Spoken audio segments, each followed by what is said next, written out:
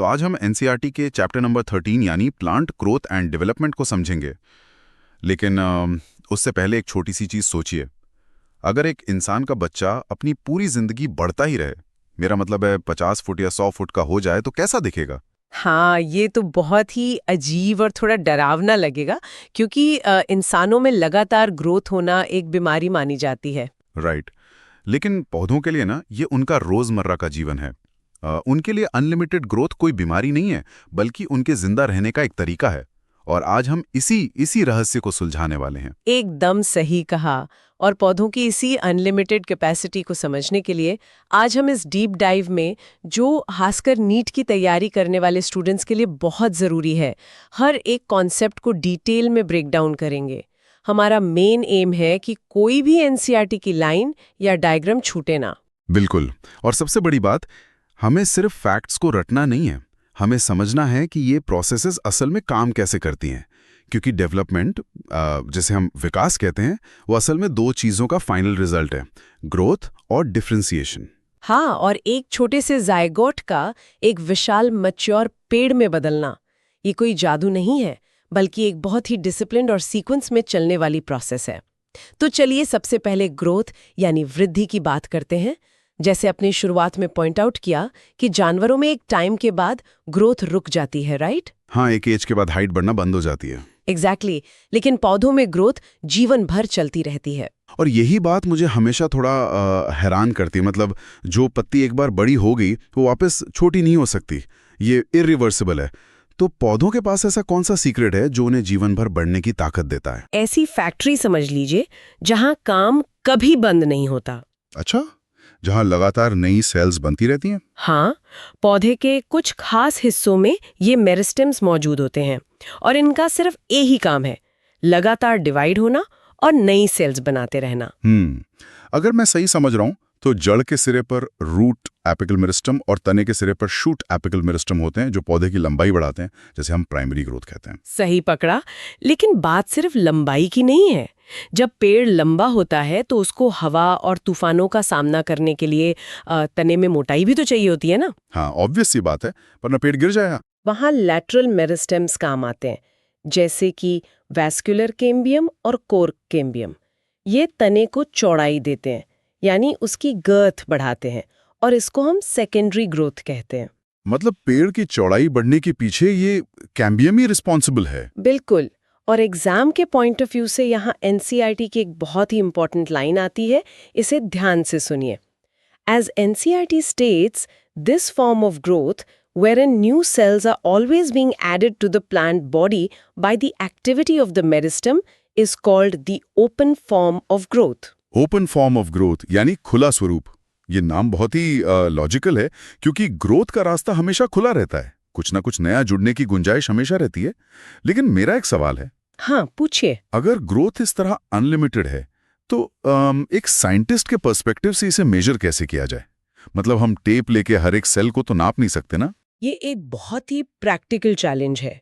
अगर हम cellular level पर देखें ना, तो ग्रोथ का असली मतलब है सेल के अंदर मौजूद लिविंग मटेरियल, यानी उसके प्रोटोप्लाज्म का बढ़ना। राइट।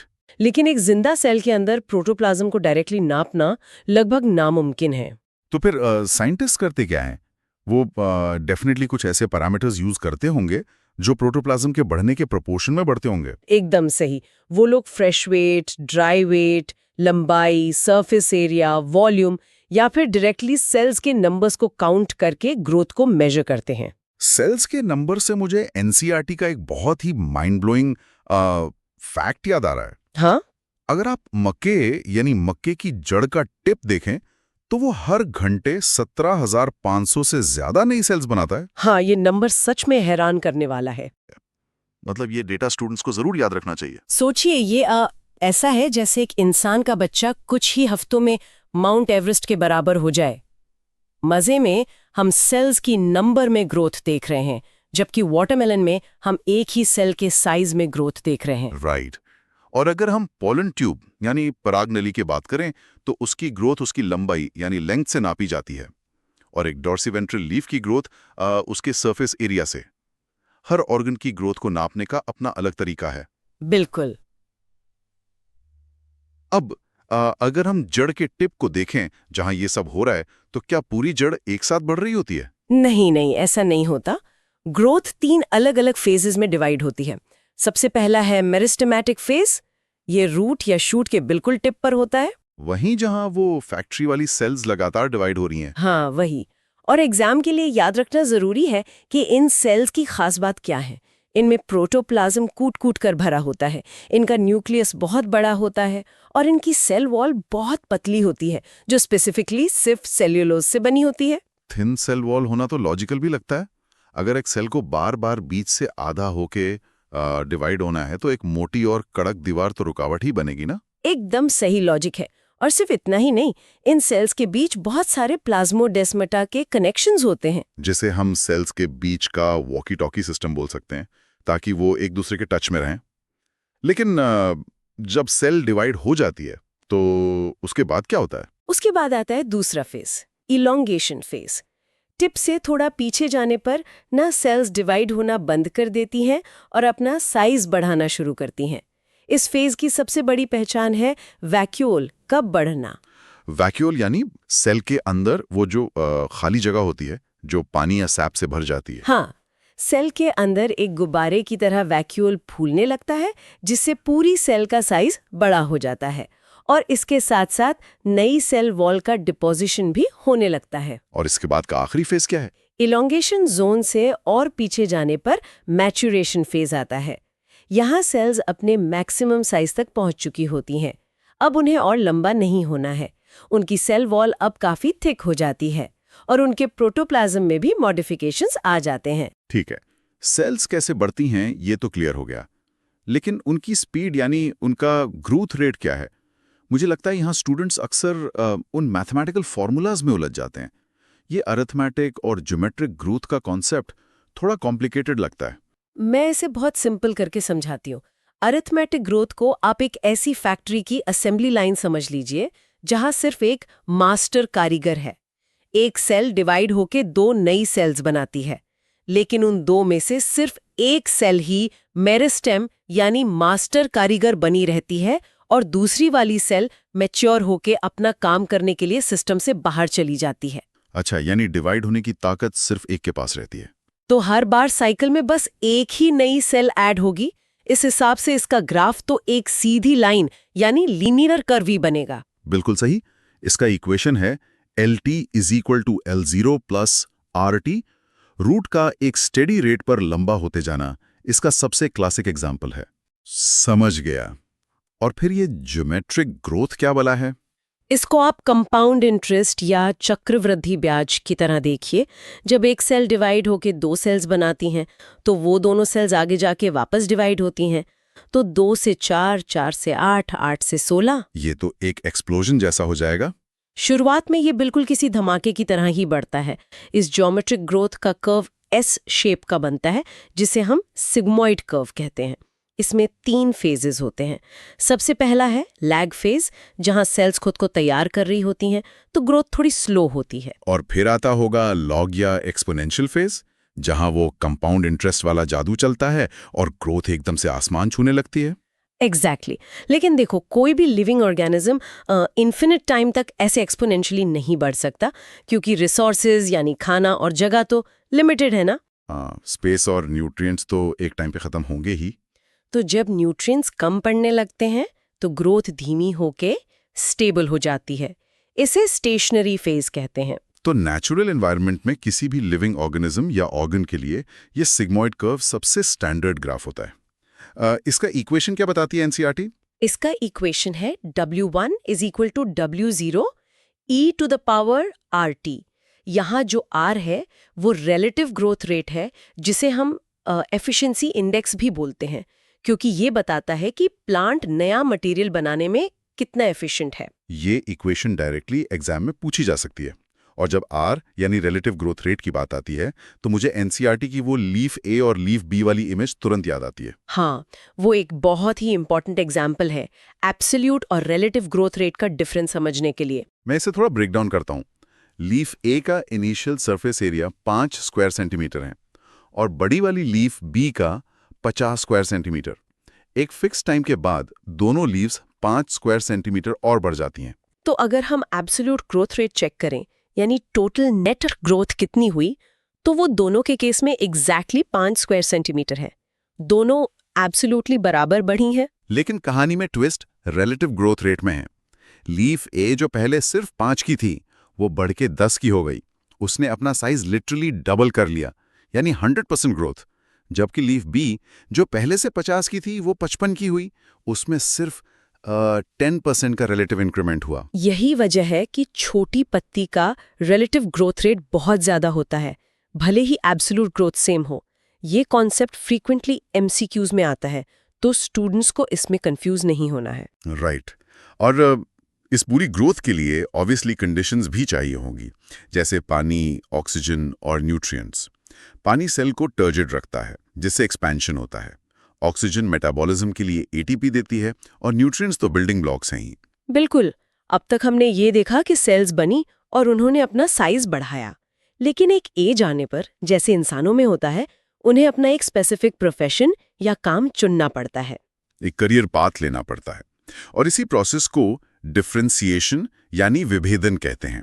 जब सेल अपना मैक्सिमम साइज अचीव कर लेती है, तो वो एक स्पेशल फंक्शन परफॉर्म करने के लिए अपने स्ट्रक्चर में चेंजेस लाती है। हाँ, और इसका सबसे एक्सट्रीम और फैसिनेटिंग एग्जाम्पल एनसीईआरटी ने दिया है ट्रिकेरी एलिमेंट का बनना। पानी को रूट से लीव्स तक ऊपर ले जाने के लिए इन सेल्स को एक हॉलो पाइप की तरह बनना होता है। तो सोचिए वो क्या करती हैं। हाँ, ये बहुत सरप्राइजिंग है। वो सेल अपना खुद का प्रोटोप्लाज्म ही पूरी तरह से खत्म कर देती है। एक जिंदा सेल खुद को खाली कर देती है। ये एक तरह का बलिदान है। ये तो ऐसा है जैसे एक नॉर्मल घर को अंदर से पूरा तोड़फोड़ के खाली कर दिया जाए, ताकि उसको एक पानी का टैंक बनाया जा सके।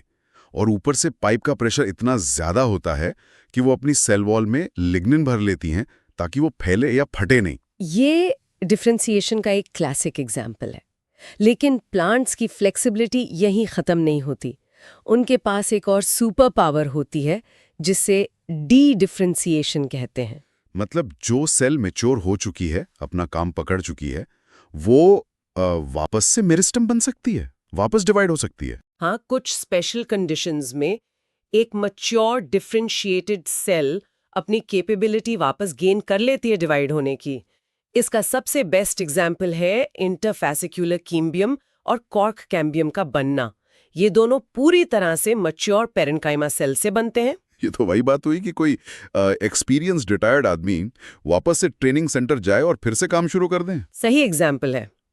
और फिर जब ये नई बनी हुई सेल्स वापस से मैच्योर हो जाती हैं और डिवाइड होना बंद करके कोई नया फंक्शन टेक ओवर कर लेती हैं, तो उस प्रोसेस को रीडिफरेंशिएशन कहते हैं। पहले डिफरेंशिएशन, फिर वापस डिवीजन कैपेबिलिटी आई तो डी डिफरेंशिएशन, और फिर दोबारा मैच्योर हो गई तो रीडिफरेंशिएशन। ये फ्लेक्सिबिलिटी सच में काफी अमेजिंग है। और इस फ्लेक्सिबिलिटी से मुझे प्लांट्स का एक और कैरेक्टरिस्टिक याद आता है, प्लास्टिसिटी। प्लास्टिसिटी मतलब प्लांट की अलग अलग एनवायरनमेंट्स या लाइफ फेजेस में अलग अलग स्ट्रक्चर्स फॉर्म करने की एबिलिटी। जैसे कॉटन यानी कपास, कोरिएंडर यानी धनिया और लार्कस्पर।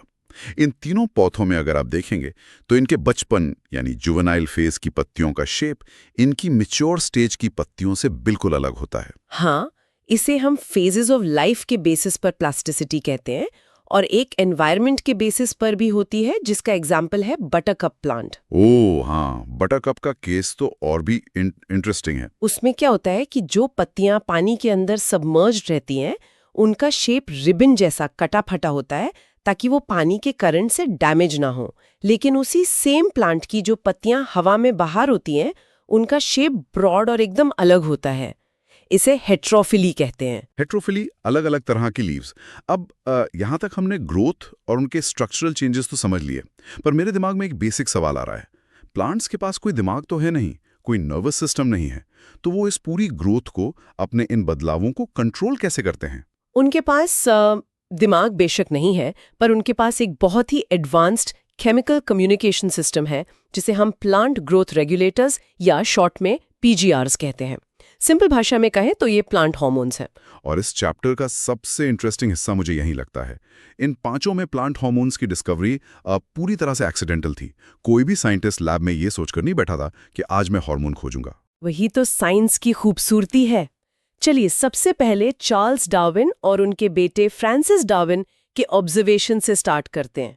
उन्होंने नोटिस किया कि कैनरी ग्रास की सीडलिंग का जो टॉप पॉइंट होता है कोलियोप्टाइल, वो हमेशा उस तरफ बेंड हो जाता है जहां से लाइट आ रही होती है। फोटोट्रॉपिज्म, हाँ, ये सोचने वाली बात है कि ऐसा होता क्यों है। लाइट जिस तरफ से आती है ठीक उसके ऑपोजिट यानी अंधेरे वाले हिस्से में सेल ज्यादा तेजी से लंबी होती हैं, जिस वजह से प्लांट खुद ब खुद लाइट की तरफ झुक जाता है। एग्जैक्टली और बाद में F.W. वेंट नाम के साइंटिस्ट ने इस बेंडिंग इफेक्ट के पीछे जो केमिकल था उसको ओट सीडलिंग के कोलियोप्टाइल टिप से आइसोलेट किया और उस केमिकल को नाम दिया गया ऑक्सिन। तो ऑक्सिन की डिस्कवरी ओट सीडलिंग और कैनरी ग्रॉस से हुई। उसके बाद जापान में एक अलग ही कहानी चल रही थी। वहां चावल के खेतों में एक बीमारी फैली हुई थी जिसे बकाने या फूलिश सीडलिंग डिजीज कहते थे। हाँ, किसान परेशान थे क्योंकि चावल के पौधे अजीब तरह से लंबे और पतले हो रहे थे और उनमें कोई ग्रेन यानी दाना नहीं लग रहा था। ई कुरुसावा ने 1926 में इसका रीजन पता लगाया। रीजन एक फंगस था ना? हाँ, जिबरेला फ्यूजिकोरॉय नाम का फंगस। ये फंगस एक केमिकल रिलीज कर रहा था जो प्लांट की हाइट को अबनॉर्मली बढ़ा रहा था। जब उन्होंने इस एक्टिव सब्सटेंस को एक्सट्रैक्ट किया तो उसको नाम दिया जिबरेलिक एसिड। वाह। और फिर तीसरी डिस्कवरी हुई साइटोकाइनिन्स की। एफ स्कूग और उनके कॉलीग्स टोबैको प्लांट के स्टेम टिश्यू पर काम कर रहे थे। उन्होंने देखा कि टिश्यू का जो मास है, जिसे कैलस कहते हैं, वो तब तक डिवाइड नहीं होता जब तक न्यूट्रिएंट मीडियम में ऑक्सिन के साथ कुछ और एक्सटर्नल चीज ना मिलाई जाए। और आपको पता है उन्हें वो एक्सटर्नल चीज कहाँ से मिली? हेरिंग मछली के स्पर्म के डीएनए से। स्कोग और मिलर ने इस एक्टिव सब्सटेंस को आइडेंटिफाई किया और इसे किनेटिन का नाम दिया। ये सुनने में थोड़ा अजीब जरूर लगता है कि मरीन एनिमल के डीएनए से प्लांट हार्मोन मिला। सच में। हालांकि बाद में नेचुरली प्लांट्स के अंदर से भी इसे ढूंढा गया। जैसे मक्के, कॉर्न के दाने और कोकोनट मिल्क से जो नेचुरल सब्सटेंस मिला उसे जिएटिन कहा गया। ये बेसिकली साइटोकाइनिन ही है। बिल्कुल। उसके बाद 1960s आते आते एक और इंटरेस्टिंग चीज हुई। 3 अलग अलग रिसर्च ग्रुप्स 3 अलग अलग कंपाउंड्स को प्यूरिफाई कर रहे थे जो प्लांट की ग्रोथ को इनहिबिट कर रहे थे। उन्होंने अपने अपने कंपाउंड्स का नाम रखा इनहिबिटर बी, एब्सेशन आई और डोरमिन। और फन फैक्ट ये है कि बाद में जब इन तीनों केमिकल्स की टेस्टिंग हुई तो पता चला कि ये तीनों केमिकल स्ट्रक्चर में एकदम सेम थे। इन तीनों को मिलाकर आज हम एब्सिसिक एसिड या ABA के नाम से जानते हैं। हाँ, और फिर आखिर में आता है अकलौता गैसियस हार्मोन इथिलीन। एक साइंटिस्ट थे H.H. कजिन्स। उन्होंने कंफर्म किया कि अगर आप पके हुए संतरों यानी ऑरेंजेस को कच्चे केलों बनानास के साथ रख दो तो केले बहुत जल्दी पक जाते हैं। क्योंकि पके हुए संतरे एक वॉलेटाइल गैस रिलीज कर रहे थे। राइट, और वही वॉलेटाइल गैस इथिलीन थी। तो ये है हमारे 5 PGRs जिन्हें फंक्शन के हिसाब से 2 कैटेगरीज में रखा गया है। एक है प्लांट ग्रोथ प्रोमोटर्स जैसे ऑक्सिन्स, जिब्रेलिन्स और साइटोकाइनिन्स, और दूसरे हैं इनहिबिटर्स जो ग्रोथ को रोकते हैं और स्ट्रेस में मदद करते हैं जैसे ABA और इथिलीन। चलिए अब इनके फंक्शंस को डायरेक्टली एग्जाम के एंगल से समझते हैं। सबसे पहले ऑक्सिन। हमने देखा कि ये स्टेम और रूट की ग्रोइंग टिप्स पर बनता है और वहीं से ये अपना एक बहुत मेजर इफेक्ट दिखाता है जिसे हम एपिकल डोमिनेंस कहते हैं। एपिकल डोमिनेंस यानी शीर्षास्थ प्रभाविता। मुझे एक प्रैक्टिकल सवाल का जवाब दीजिए। अगर आप टी प्लांटेशंस यानी चाय के बागानों में देखेंगे या किसी गार्डनर को देखेंगे तो वो हमेशा पौधे के टॉप हिस्से को काटते रहते हैं। ऐसा करने से पौधा सीधा ऊपर ना बढ़कर चारों तरफ घनाई झाड़ी यानी बुश बन जाता है। ऐसा क्यों? क्योंकि जो एपिकल बड यानी सबसे ऊपर का टिप होता है जहां ऑक्सिन बनता है, वो एक स्ट्रिक्ट बॉस की तरह बिहेव करता है। वो नीचे आने वाली लैटरल बड्स को उगने से रोकता है। जब आप उस टिप को काट देते हैं, जिसे डीकैपिटेशन कहते हैं, तो बॉस गायब हो जाता है। ऑक्सिन का सप्लाई कट हो गया। एग्जैक्टली। और लैटरल बड्स को आज़ादी मिल जाती है। फिर वो तेजी से ब्रांच आउट होने लगती हैं और पौधा एक बुशी लुक ले लेता है। यही प्रिंसिपल हेज मेकिंग में भी यूज होता है। और नेचुरली मिलने वाले ऑक्सिन्स जैसे IAA और IBA के अलावा लैब्स में कुछ सिंथेटिक ऑक्सिन्स भी बनाए गए हैं जिनका खेती में बहुत बड़ा रोल है, जैसे 2,4-D। हाँ, वीडीसाइड्स के रूप में। राइट। 2,4-D की खासियत ये है कि ये सिर्फ ब्रॉड लीव्ड डाइकॉट वीड्स यानी खरपतवार को मारता है। मैच्योर मोनोकॉट प्लांट्स को इससे कोई नुकसान नहीं होता। तो अगर किसी को अपना लॉन बिल्कुल वीड फ्री रखना है और सिर्फ घास उगानी है तो 2,4-D का स्प्रे सबसे बेस्ट है। और ये टमाटर में विदाउट फर्टिलाइजेशन सीडलेस फ्रूट्स यानी पार्थेनोकार्पी भी प्रमोट करता है। चलिए अब आगे बढ़ते हैं जिब्रेलिन्स की तरफ। इनका प्राइमरी फोकस एक ही चीज पर होता है, एक्सिस की लेंथ बढ़ाना, यानी तने को लंबा करना। हाँ, अब सोचिए शुगर केन यानी गन्ने के प्लांट को। गन्ना अपना कार्बोहाइड्रेट का रिजर्व अपने स्टेम में ही शुगर के रूप में स्टोर करता है। अगर हम गन्ने की खेती पर जिब्रेलिन्स स्प्रे कर दें तो स्टेम की लेंथ बहुत ज्यादा बढ़ जाएगी। और स्टेम लंबा होगा यानी ज्यादा शुगर। बिल्कुल। इससे 1 एकड़ जमीन में 8-20 टन तक यील्ड यानी पैदावार बढ़ सकती है। इसके अलावा ब्रूइंग इंडस्ट्री यानी शराब बनाने की प्रोसेस में ये मोल्टिंग को काफी स्पीड अप कर देता है। और एनसीईआरटी में एक और टर्म यूज हुआ है, बोल्टिंग। हाँ, बोल्टिंग। कुछ प्लांट्स होते हैं जिनकी पत्तियां रोजेट शेप में होती हैं, जमीन के बिल्कुल पास, जैसे चुकंदर, बीट और पत्ता गोभी, कैबेजेस। इनमें फ्लावर आने से ठीक पहले इंटरनोड्स का अचानक से लंबा होना, जिससे स्टेम एकदम टॉल हो जाता है, उसे बोल्टिंग कहते हैं। और ये जिब्रेलिन ही इंड्यूस करता है। समझ गया। अब तीसरे प्रोमोटर साइटोकाइनेंस पे आते हैं। नाम से ही क्लियर है, साइटोकाइनेसिस यानी सेल डिवीजन से जुड़ा हुआ है। ये जहां भी रैपिड सेल डिवीजन की जरूरत होती है, जैसे रूटिपिक्सेस या डेवलपिंग शूट बड्स, वहां प्रोड्यूस होता है। ये नई लीव्स बनाने और क्लोरोप्लास्ट प्रोड्यूस करने में हेल्प करता है। लेकिन इसकी सबसे बड़ी हाईलाइट क्या है पता है? ये ऑक्सिन के एग्जैक्टली ऑपोजिट काम करता है, एपिकल डोमिनेंस के मैटर में। अच्छा, मतलब ऑक्सिन बॉस बनकर लैटरल बड्स को रोकता था और साइटोकाइनिन उस डोमिनेंस को तोड़कर उन बड्स को आगे आने का मौका देता है। एकदम सही। और उसके साथ ही ये न्यूट्रिएंट्स के मोबिलाइजेशन में मदद करता है, जिससे पत्तियां जल्दी मैच्योर या बुरी नहीं होती, जिसे कहते हैं डिले ऑफ लीफ सीनेसेंस। ये तो हो गए प्रोमोटर्स। लेकिन देखो, प्लांट की लाइफ हमेशा इतनी आसान नहीं होती। नेचर में उन्हें extreme temperatures, drought, water logging, इन सब का सामना करना पड़ता है। तब एंट्री होती है उन हार्मोन्स की जिन्हें हम जनरली इनहिबिटर्स समझते हैं, एथिलीन और abscisic acid. Let's talk about ethylene first. ये एक सिंपल गैशियस हार्मोन है। इसका सबसे मशहूर काम तो हमें पता ही है, फ्रूट्स को पकाना यानी राइपनिंग ऑफ फ्रूट्स। पकने के दौरान रेट ऑफ रेस्पिरेशन बहुत ज्यादा बढ़ जाता है, जिसे हम रेस्पिरेटरी क्लाइमैक्टिक कहते हैं। पर क्या ये सिर्फ फ्रूट्स पकाता है? नहीं, ये लीव्स और फ्लावर्स के सेनेसेंस, बुढ़ापा और एब्सिशन गिरने को बहुत स्पीड अप कर देता है। और इसका एक बहुत ही अनोखा फंक्शन डीप वाटर राइस के पौधों में दिखता है। डीप वाटर राइस यानी वहां जहां खेत पूरी तरह पानी में डूबे रहते हैं। हाँ, जब पौधा बाढ़ या पानी में डूब जाता है तो एथिलीन इंटरनोड्स को या लीफ शीथ को बहुत रैपिडली लंबा करता है, ताकि प्लांट की अपर लीव्स पानी से ऊपर आकर हवा में सांस ले सकें। वाह, सर्वाइवल का कितना ब्रिलियंट मैकेनिज्म है। और एग्रीकल्चर में आर्टिफिशियल रूप से एथिलीन देने के लिए एक कंपाउंड यूज होता है जिसे इथीफोन कहते हैं। ये एक्वस सॉल्यूशन होता है जिसे पौधे इजीली अब्सॉर्ब कर लेते हैं। ये टमाटर और सेब को जल्दी पकने में हेल्प करता है, और क्यूकम्बर्स यानी खीरे में फीमेल फ्लावर्स की तादाद बढ़ाता है ताकि फ्रूट ज्यादा आए और यील्ड बढ़े। अब आखिर में आते हैं एब्सिसिक एसिड यानी एबीए पर। स्टूडेंट्स अक्सर एबीए को पूरी तरह से एक विलन या नेगेटिव हार्मोन मान लेते हैं क्योंकि ये ग्रोथ रोकता है। ये बहुत कॉमन मिसकंसेप्शन है, पर एनसीईआरटी इसको बहुत क्लियरली डिफाइन करती है। सुनिए, as NCERT states, it acts as a general plant growth inhibitor and an inhibitor of plant metabolism. ये सीड जर्मिनेशन को इनहिबिट करता है, पर इसका बड़ा रोल स्ट्रेस रिस्पॉन्स में है। इसीलिए इसे स्ट्रेस हार्मोन कहा जाता है। एग्जैक्टली। जब पौधे पर पानी की कमी का खतरा मंडराता है तो एबीए गार्ड सेल्स को सिग्नल भेजता है और स्टोमेटा को तुरंत बंद करवा देता है, ताकि ट्रांसपिरेशन से अच्छा पानी का लॉस ना हो और पौधा जिंदा रहे। तो एसेंशियली ये पौधे का प्रोटेक्टर है। और सीड डॉर्मेंसी लाना भी तो एक प्रोटेक्टिव फीचर ही हुआ ना। अगर एनवायरनमेंट बिल्कुल खराब है और मॉइस्चर नहीं है तो बीज का उगना सीधे सीधे मौत होगी। तो एबीए बीज को डॉर्मेंसी में डाल देता है ताकि जब सही मौसम आए तभी वो उगे।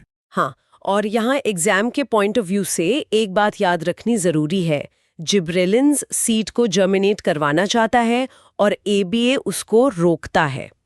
तो ये दोनों एक दूसरे के डायरेक्टली एंटागोनिस्ट हैं। राइट। तो स्टूडेंट्स, अगर देखा जाए ना, तो ये चैप्टर हमें एक बहुत बड़ा लेसन देता है। किसी भी पौधे की ग्रोथ एक सिंगल सीड से लेकर एक 100 फुट के पेड़ तक बनना, ये किसी एक फैक्टर पर डिपेंड नहीं करता। ये उसके इंटरनल जेनेटिक्स और एक्सटर्नल एनवायरनमेंट जैसे लाइट और टेम्परेचर के अलावा इन 5 PGRs के बैलेंस का नतीजा है। बिल्कुल, इन हार्मोन्स की पूरी एक केमिस्ट्री है। कभी ये सिनर्जी में यानी मिलकर काम करते हैं और कभी एक दूसरे के अगेंस्ट, जैसे ABA और जिब्रेलिन का एग्जाम्पल हमने देखा। और ये डेलिकेट बैलेंस ही लाइफ को पॉसिबल बनाता है। एकदम सही कहा आपने। इस चैप्टर के एंड में आज मेरे दिमाग में ख्याल आ रहा है जिसे मैं ऑडियंस के लिए छोड़कर जाना चाहता हूँ। हाँ, जरूर बताइए। हमने देखा कि ग्रेविटी यानी गुरुत्वाकर्षण जड़ को नीचे जाने और स्टेम को ऊपर जाने का डायरेक्शन देती है, और इसमें ऑक्सिन्स का बड़ा रोल होता है। तो जरा सोचिए, अगर हम एक पौधे को इंटरनेशनल स्पेस स्टेशन पर ले जाएं जहां 0 ग्रेविटी होती है, तो वहां उस पौधे के हार्मोन्स कैसे बिहेव करेंगे? Oh wow! क्या वहां एपिकल डोमिनेंस ठीक से काम करेगा, या फिर पौधा रैंडमली किसी गोल स्फेरिकल गुब्बारे की तरह सब तरफ उगने लगेगा? ये बहुत ही प्रोवोकेटिव थॉट एक्सपेरिमेंट है। ये एक्चुअली हमें फोर्स करता है ये सोचने पर कि अर्थ का basic physical environment in biochemical rules को कैसे शेप करता है। स्टूडेंट्स को इस बारे में डेफिनेटली सोचना चाहिए। बिल्कुल सोचना चाहिए। और इस थॉट के साथ साथ एक और जरूरी काम करना है। इस चैप्टर का डिस्कशन भले ही यहाँ पूरा हो गया हो, लेकिन आप अपनी NCERT बुक खोलिए और इसे लाइन बाय लाइन रीड कीजिए। जो कॉन्सेप्ट्स और हार्मोन्स हमने यहाँ कवर किए हैं ना, वो अब क्लियर हो गए होंगे। उन्हें मार्क करें और रिवाइज करें। कीप एक्सप्लोरिंग और ऑलवेज स्टे क्यूरियस। मिलते हैं अगली बार।